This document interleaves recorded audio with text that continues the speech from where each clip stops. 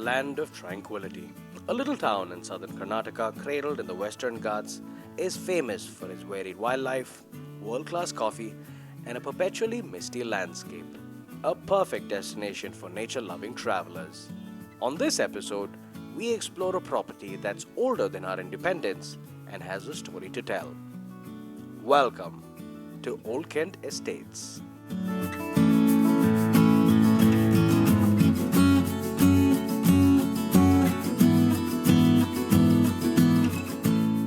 See, this property is actually close to not only my heart, my entire extended family. This property was bought by my maternal grandfather from the original owners who are British. So originally the property has a history of almost 200 years, and in our family it's been there for more than 50 years. And we spent a lot of, my siblings, my cousins spent a lot of extended period of vacation over here. So it has a lot of fond memories. And after our graduation, most of them we moved up to all different parts of the world. And when we came together, we wanted to restore we had a very beautiful bungalow in the middle of the estate, and then we wanted to restore it. So our entire extended family came back together to revive the project. And it's not only a resort, but it's actually a family project which brought the family together.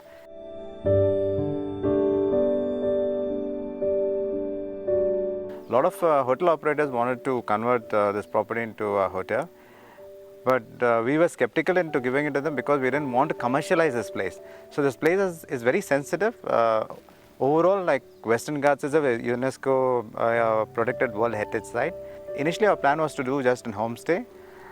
Then we had an operator who said, you have such a lovely bungalow, why don't you keep this as a lodge, a common place for every guest to enjoy, and then extend your resort to take another 8 cottages.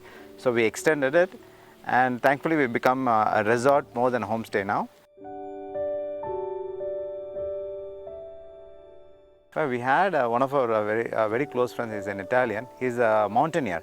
He's climbed all the 7 summits of the world. His name is Lorenzo Gariano. He has stayed with us for every year he comes and stays with us for 2 or 3 months. He's formed a trail within the estate, depending upon how strong you are. We have a trail which is a very easy trail, a medium and a strong trail. So it could be anywhere a kilometer or 2 or 3, maybe extending to about 5 kilometers, which you can enjoy. So in fact, we wanted the guests to enjoy experiences with nature. And in fact, the other things, we have about 42 different kinds of birds in the estate. So we have an ornithologist who's come and spotted them. We are not the run-of-the-mill generic resort. So somebody is expecting to come to see a full-fledged pool or a bar. We are not. Here, somebody who wants to blend with nature, have a close family time, that's for them. But anyway, because everybody is asking for a swimming pool, in our expansion, we are having a pool as well. So I would say I'm a very old school thought. I'm a purist. Not only me, my cousins, all of us are purists. Now we all like colonial buffs. I would say colonial architecture. It's very saddening to see most of the architecture. Buildings have been demolished. So we're losing our history. And in order to save at least one bed, so this bungalow is almost 160 years old. We wanted to save that. And luckily, all my cousins are in the same thought process.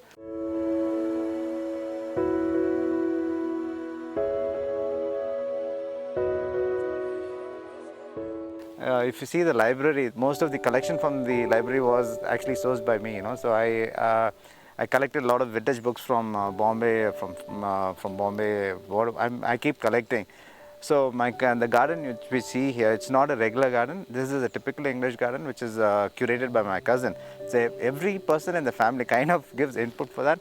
So we wanted to be really close to the original theme. So actually when you see, it's not only our Indian guests, even guests anywhere, more so the Indians are very, I wouldn't say fussy, they are gastronomical, they want a very good gastronomic experience. So when you book the resort, we don't have only a breakfast plan. So we have an all-inclusive plan. So we provide them we have breakfast, lunch and dinner. Because you're in a secluded place and then you cannot actually, I mean, you cannot go for lunch and come back. Since we are a very boutique resort, we don't have a mass buffet kind of a spread. So everything is catered according to the guest wish list. Actually, if they have any requirements, they can tell us, and then our chef is very happy to make for them.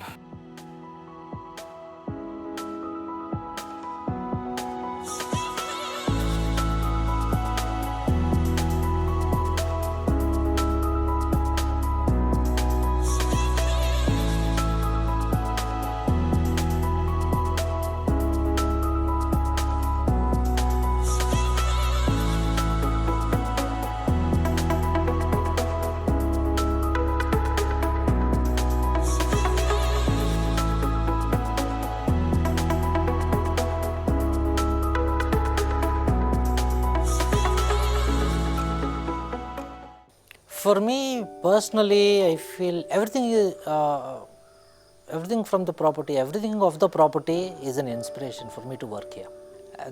Be it the nature or the absolutely pollution-free environment that we have over here. You know, the cleanest air that you will find anywhere, and you have a lot of wildlife over here. Who gets to holiday all year round and get paid? That's my inspiration. This place has got a very, very rich history. Around 1830s, we have records of 1837 wherein an English gentleman called Colonel Wright bought some of the land from Madras Presidency.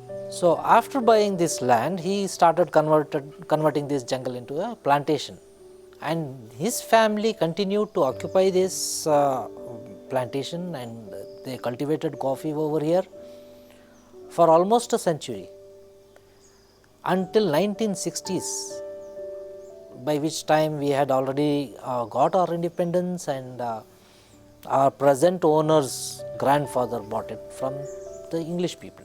Our vision for OKE guests is that they should feel as homely as possible. We want them to find each and every room as their own personal house or a personal getaway, so that they can find themselves watching a movie in the home theater. Or for me personally, I will lounge the entire day in the library. I like sitting there. It's comfy. You get to hear the view, you get to hear the birds, experience the rain if it's raining, and you get to hear the wind. I find it more homely than my own house. This estate has been in the family for like about 2 to 3 generations, and yes, we do have like a very strong family connection to this estate, but not me in per se. Like, I was born a little after the rest, so I couldn't grasp what they did. But mummy and my families and my siblings, they would talk about this estate, about having the personal touches here and there, which made me feel like I was actually in the estate while they were there.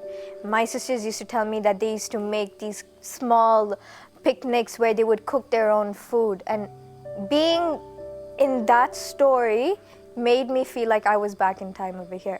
And we've still kept those touches in the estate to let them know that this is what we did when we came here, as in my parents and them.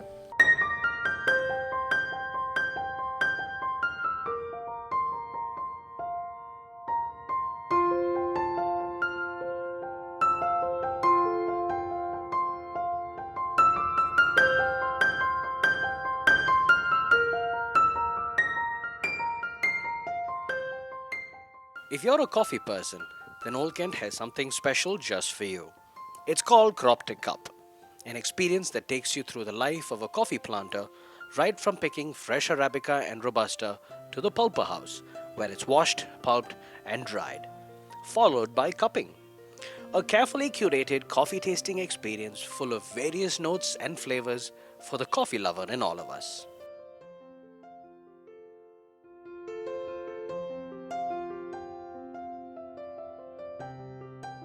Old Kent isn't your typical resort. It's a property that's truly for those looking to connect with nature. From the day we first arrived, our cameraman managed to make a new friend, a friend that followed him throughout. And that's Old Kent for you. Calm, wild, and the perfect balance of serenity and adventure.